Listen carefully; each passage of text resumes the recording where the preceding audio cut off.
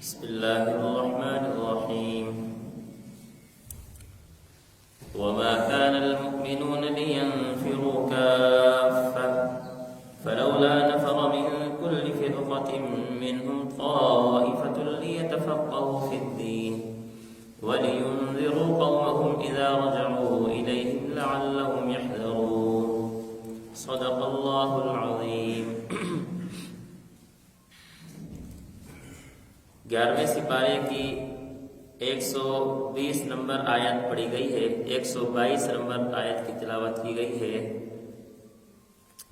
اس آیت میں اللہ رب العزت نے علم دین کی فضیلت بیان کی ہے، لیکن اس سے پہلے ایک بنیادی بات سمجھیں گے کہ کچھ چیزیں اللہ رب العزت نے اس طرح کی فرض کی ہیں جو شخصی ہیں، جو ہر آدمی کے ذمہ لازم ہیں۔ کچھ چیزیں اس طرح کی ہیں جو اجتماعی ہیں، جو چیزیں شخصی تھی جس کا ہر آدمی نے ادا کرنا ضروری تھا ہر آدمی کے لیے، اللہ نے اس کو فرض عین بنا دیا۔ مثال کے طور پر 5 وقت کی نمازیں ہیں، ہر آدمی نے پڑھنی ہیں۔ یہ نہیں کہ محلے میں سے اگر کوئی 4-5 پڑھ لیں گے تو سب کی طرف سے یہ فرض ادا ہو جائے گا۔ روزہ ہے، بالغ ہے، اس کے اوپر روزہ فرض ہے، ہر آدمی نے اپنا روزہ رکھنا ہے۔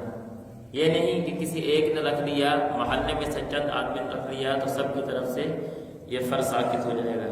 یہ ایسا فرض ہے جو شخصی ہے، ہر آدمی کا ذمہ لازم ہے، اس کو فرض عین کر دیا۔ لیکن کچھ چیزیں اس طرح کی تھی جو اجتماعی تھی۔ مثال کے طور پر محلے میں کوئی فوت ہو جاتا ہے، جنازے کا حکم دیا گیا کہ محلے میں سے چند آدمی پڑھ لیں گے تو سارے محلوں کی طرف سے یہ فرض ادا ہو جائے گا، فرض کفایہ بنا دیا۔ اسی طرح جہاد پر جانا، اگر علاقے میں سے یا شہر میں سے چند افراد اس طرح کے ہیں جو مستقل جہاد کر رہے ہیں اور وہ جہاد پر گئے ہوئے ہیں، بقایا لوگوں سے جہاد کی ادائیگی ساقط ہو جائے گی، فرض کفایہ بنا دیا۔ بالکل اسی طرح علم دین کی مثال ہے کہ علم دین یہ اللہ رب العزت نے اجتماعی ایک یہ مسئلہ تھا، تو اب اس کے لیے حکم یہ بنا دیا کہ اگر محلے میں سے علاقے میں سے کوئی ایک عالم بھی اس طرح کا موجود ہوا جو علم دین پر دسترس رکھتا ہے، علم دین میں مہارت رکھتا ہے، دین کے تمام مسائل کو سمجھتا ہے، اس نے پڑھا ہے، سیکھا ہے، تو حکم بنا دیا کہ بھی باقی سارے محلے سے یہ فرض ثابت ہو گیا، اس آدمی نے فرض کفایہ ادا کر دیا۔ بات سمجھ آ گئی؟ یہ ایک بنیادی بات تھی۔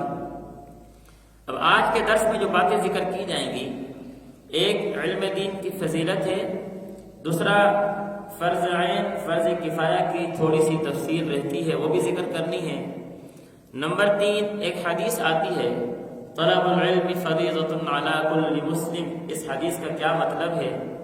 نمبر 4 علم دین کا نصاب کیا ہے؟ نمبر 5 عالم کے فرائض کیا ہیں؟ پہلی بات علم دین کی فضیلت۔ حدیث پاک میں آپ علیہ السلام نے فرمایا کہ جو آدمی دین کے سیکھنے کے لیے گھر سے نکلتا ہے، اللہ رب العزت کی جانب سے فرشتے اس طرح کے مأمور ہوتے ہیں، ان کو حکم ہوتا ہے کہ اس عالم دین کے پاؤں کے نیچے اپنے پر بچھاؤ۔ نورانی مخلوق اس عالم کے پاؤں کے نیچے اپنے پر بچھاتی ہے۔ اسی طرح ایک اور حدیث میں آپ علیہ السلام نے فرمایا، ایک عالم کی مثال ایک عبادت گزار پر، زاہد پر اس طرح ہے جس طرح آسمان پر 14ویں کا چاند، اس کی فضیلت ستاروں پر ہوتی ہے۔ اسی طرح ایک حدیث میں آپ علیہ السلام سے سوال کیا گیا کہ بنی اسرائیل کے 2 بھائیوں کا ذکر آتا ہے، ایک بھائی تھا وہ عالم تھا اور وہ مسائل سیکھتا تھا، پھر دن میں آ کر لوگوں کو دین کی تعلیم دیتا تھا، اور ایک آدمی جو دن بھر روزے سے رہتا، راتوں کو عبادت کرتا، نوافل پڑھتا۔ آپ علیہ السلام سے پوچھا کہ ان میں سے افضل کون ہے؟ آپ نے فرمایا ان میں سے وہ آدمی جو علم حاصل کر رہا ہے، اس کی فضیلت دوسرے بھائی پر جو عبادت کر رہا ہے ایسے ہے جیسے میری فضیلت تم میں سے ادنا آدمی پر۔ اسی طرح ایک اور حدیث میں آپ علیہ السلام نے فرمایا کہ آدمی جب اس دنیا سے چلے جاتا ہے تو اس کے جانے کے بعد اس کا عمل منقطع ہو جاتا ہے، بند کر دیا جاتا ہے اس کا نامہ اعمال، لیکن 3 کام ایسے ہیں کہ اگر کوئی آدمی کر کے چلا جائے اس کا ثواب اس کو ملتا رہتا ہے، اور ان میں سے ایک کام وہ یہ ہے کہ انسان ایسا علم وہ چھوڑ کر جائے پیچھے کہ جس کی وجہ سے وہ علم پھیلتا رہے اور اس کا ثواب اس کے نامہ اعمال میں جاتا رہے۔ اور اس کی مثال کہ ایک عالم وہ کسی کو دین سکھاتا ہے، اس کے شاگرد پیدا ہوتے ہیں، وہ آگے پڑھا رہے ہیں، استاد چلا گیا، پڑھا شاگرد رہا ہے، اس کا ثواب استاد کے کھاتے میں جا رہا ہے۔ تو یہ علم دین کے فضائل ہیں، نمبر 1۔ نمبر 2، فرض عین فرض کفایہ۔ ایک تو میں نے یہ آپ کو بات بتائی کہ کچھ احکام اس طرح کے تھے جو شخصی تھے، ان کو فرض عین بنا دیا، کچھ احکام ایسے تھے جو اجتماعی تھے، ان کو فرض کفایہ بنا دیا۔ اب فرض عین فرض کفایہ کا مطلب کیا ہے؟ کہا علم دین میں سے فرض عین وہ کہ ہر آدمی پر اتنا علم حاصل کرنا کہ وہ جان جائے کہ یہ میرے لیے حلال ہے، یہ حرام ہے، یہ جائز ہے، یہ ناجائز ہے۔ اگر وہ حج ادا کرنے جا رہا ہے اس کے لیے حج کے مسائل سیکھنا فرض عین۔ اگر وہ آدمی تجارت کرنے جا رہا ہے اس کے لیے تجارت کے مسائل سیکھنا فرض عین۔ اگر آدمی روزہ رکھنے جا رہا ہے اس کے لیے روزے کے مسائل سیکھنا فرض عین۔ آدمی نماز پڑھنے جا رہا ہے اس کے لیے نماز کے مسائل سیکھنا فرض عین۔ یعنی زندگی میں انسان جس شعبے سے وابستہ ہو رہا ہے اس شعبے کے ضروری مسائل کا سیکھنا فرض عین ہے۔ بات سمجھ آ گئی ہے؟ یہ تو ہم نے ایک موٹی سی بات سمجھی نا کہ بھئی انسان کے لیے اتنا علم حاصل کرنا کہ وہ حلال کو حلال جانے، حرام کو حرام جانے، یہ فرض عین ہے۔ یہ ایک موٹی سی بات ہے، لیکن اس کی تفصیل یہ ہے کہ زندگی کے آپ جس شعبے سے وابستہ ہیں، جس بھی کیا نام ہے آپ لائن سے وابستہ ہیں، جس کیا نام ہے شعبے میں آپ چل رہے ہیں، اس شعبے کے مسائل کا آپ کے ذمے ضروری سیکھنا اس کو فرض عین کہہ دیا گیا ہے۔ بات سمجھ آ گئی ہے؟ فرض کفایہ کیا؟ فرض کفایہ یہ جو اس آیت میں ذکر کیا گیا ہے، کہا لیتفقہوا فی الدین، کہ کوئی جماعت ایسی ہونی چاہیے جو دین میں تفقہ حاصل کرے، فقہ حاصل کرے۔ کیا مطلب تفقہ کا؟ یعنی دین میں اتنی سمجھ حاصل کرے، اتنی سمجھ حاصل کرے کہ اس کو آپ علیہ السلام کے تمام زندگی کے تمام مسائل کا علم ہو جائے، اس کو آپ علیہ السلام کی زندگی کے تمام مسائل کا علم ہو جائے، اس کو دین کے ہر مسئلے کی سمجھ آ جائے۔ یہ ہے مکمل دین۔ اب ظاہر سی بات ہے اس مکمل دین میں آپ کے معاملات بھی آ گئے، آپ کی عبادت بھی آ گئی، آپ کے معاشرت بھی آ گئی، آپ کی اخلاقیات بھی آ گئی، ساری چیزیں آ گئی ہیں۔ اب ہر آدمی کے لیے ان ساری چیزوں کو سیکھنا مشکل ہے، ہر آدمی کی اپنی مصروفیات، ضروریات۔ تو کہہ دیا بھائی محلے میں سے کوئی ایک آدمی اگر اس طرح کا ہے جو ان سارے عالم سے، سارے مسائل سے کیا ہے وہ واقف ہے، سمجھتا ہے، بقایا لوگوں سے فرض کفایہ ادا ہو گیا۔ یہ فرض کفایہ ہے۔ سمجھ آ گئی نا بات؟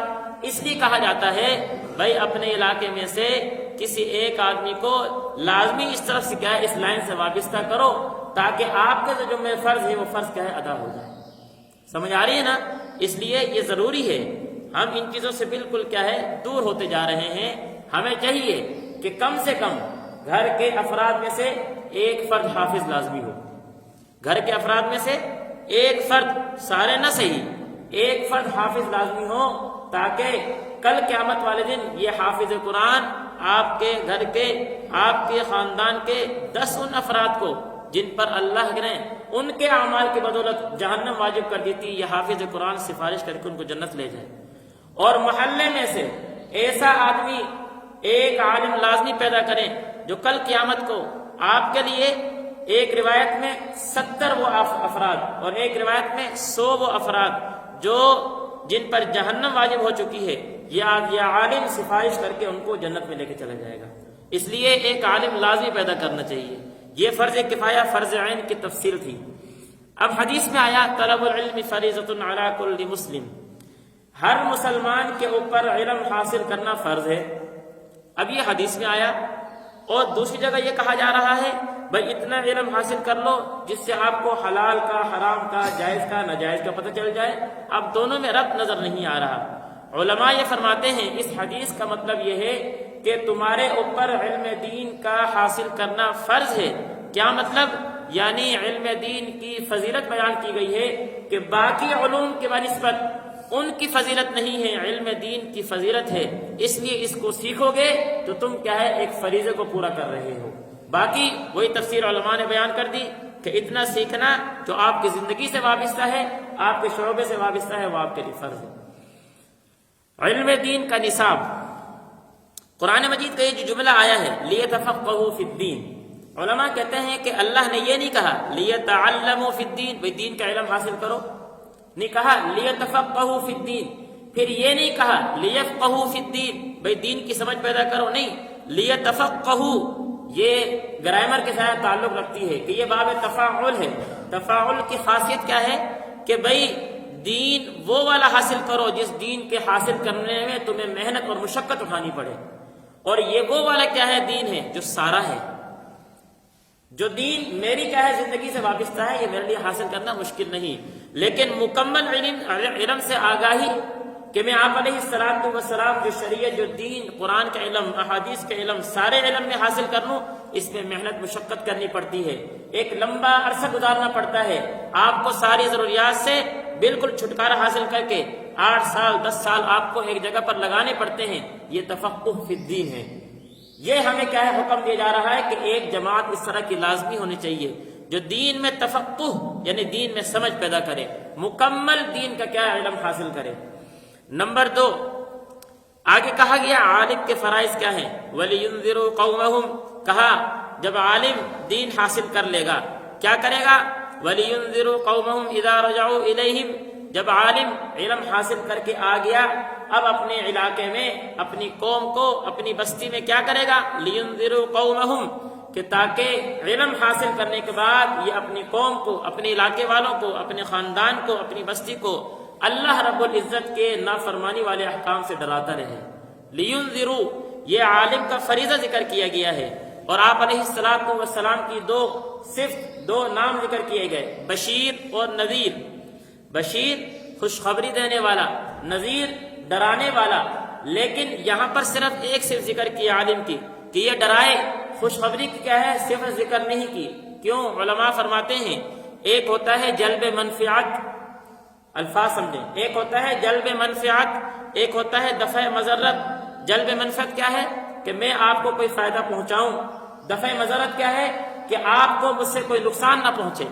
علماء کہتے ہیں ان دونوں میں سے افضل کیا ہے کہ آپ کو مجھ سے کوئی فائدہ پہنچے نہ پہنچے لیکن نقصان نہیں پہنچنا چاہیے۔ آپ کو مجھ سے کوئی فائدہ پہنچے نہ پہنچے لیکن نقصان نہیں پہنچنا چاہیے، یہ افضل ہے۔ ایک باپ کہتا ہے نا کہ بچہ ایک کام تک کرنا، مجھے کوئی فائدہ نہیں پہنچا سکتا، نقصان نہ دیتا کر۔ کیوں؟ یہ نقصان نہ دینا یہ افضل ہے اس بات سے کہ تو فائدہ پہنچائے۔ اب عالم کو کیا فریضہ ذکر کیا جا رہا ہے، لِيُنذِرُوا قَوْمَهُمْ، بھئی عالم یہ ان کو کوئی اور فائدہ دے سکے نہ دے سکے لیکن اس کا اتنا کام بنتا ہے یہ اللہ کی نافرمانی سے روکتا رہے، یہ اللہ تعالیٰ کی نافرمانی سے روکتا رہے۔ اور اگلی بات فرمائی لَعَلَّهُمْ يَحْذَرُونَ، کہ عالم ایک دفعہ ایک مسئلہ بیان کرتا ہے اور قوم اس سے باز نہیں آتی، قوم ان چیزوں سے نہیں رکتی جس چیزوں سے عالم نے ڈرایا تھا۔ لَعَلَّهُمْ يَحْذَرُونَ، کہا دوبارہ سمجھاؤ، سہ بار سمجھاؤ، بار بار سمجھاؤ، حتیٰ کہ یہ قوم کیا ہے اس گناہ سے رک جائے۔ یہ کیا ہے عالم کا فریضہ ہے، اور اسی وجہ سے ہم آپ کو کبھی کبھار کیا ہے جذبات میں آ کے سمجھاتے رہتے ہیں۔ کیوں؟ لِيُنذِرُوا قَوْمَهُمْ کی صفت یہ ہے کہ یہ ڈرانا دشمن والا ڈرانا نہیں ہوتا، یہ ڈرانا زہریلے جانور کی طرح ڈرانا نہیں ہوتا، یہ ڈرانا وہ ہوتا ہے جس طرح باپ شفقت محبت کے ساتھ اپنی اولاد کو ڈراتا ہے، جس طرح پیغمبر نے، وہ پیغمبر جو میرے لیے محسن کائنات بن کر آئے لیکن بعض احکام میں آ کر اتنے جذبات اور غصے میں ہوئے کہ قوم کو سمجھایا کہ یہ کام نہ کرو، یہ وہ شفقت محبت کے ساتھ کیا ہے ڈرانا ہے۔ عالم کی بھی یہ صفت بنتی ہے کہ وہ عالم ضد نہ رکھے، عناد نہ رکھے، اپنے جذبات کا اظہار نہ کرے، کیا مطلب دل کی بھڑاس نہ نکالے، بلکہ محبت شفقت کو سامنے رکھتے ہوئے ایک محبت کی فضا بنا کر تنقیدہ نشانہ نہ بنائے، کسی کو کیا ہے ذلیل رسوا نہ کرے، بلکہ محبت میں آ کر ان کو آگاہ کرتا رہے، بھئی یہ آپ کے نقصان دہ ہے، ان چیزوں سے رک جاؤ۔ یہ ہے ایک عالم کا فریضہ۔ اب جب آپ کیا نام دین حاصل کر لیں گے تو پھر اس کے بعد کیا فائدہ ہوگا؟ فائدہ یہ ہوگا کہ پھر آپ کو یہ بات سمجھ آ جائے گی کہ یہ عالم جو مجھے بات سمجھا رہا ہے یہ میرے فائدے کے لیے کر رہا ہے۔ پھر یہ نہیں کہیں گے چلو چل تو کس چھوٹ کر آگے میں اپنی قبر سے جانا، تو کون گا؟ بات سمجھ آ رہی ہے نا؟ پھر آپ یہ بات نہیں کہیں گے، پھر کیا کہیں گے؟ یار میرا فائدہ سوچ رہا ہے، یہ میری بہتری کا کہہ رہا ہے۔ پھر باپ جب شفقت کے ساتھ اولاد کو سمجھاتا ہے، پھر اولاد بھی یہ کہتی ہے یار میرا باپ شفقت کر رہا ہے میرے اوپر، پھر وہ باپ کو نفرت کی نگاہ سے نہیں دیکھتی۔ لیکن یہ کب ہوگا؟ جب سمجھ آیا ہو کہ عالم کیا چیز ہوا کرتا ہے۔ اس لیے آج کی آیت میں اللہ رب العزت نے علم دین کی فضیلت اور عالم کی فضیلت اور عالم کے فریضے کا ذکر کیا ہے۔ اللہ مجھے ان باتوں پر عمل کرنے کی توفیق نصیب فرمائے۔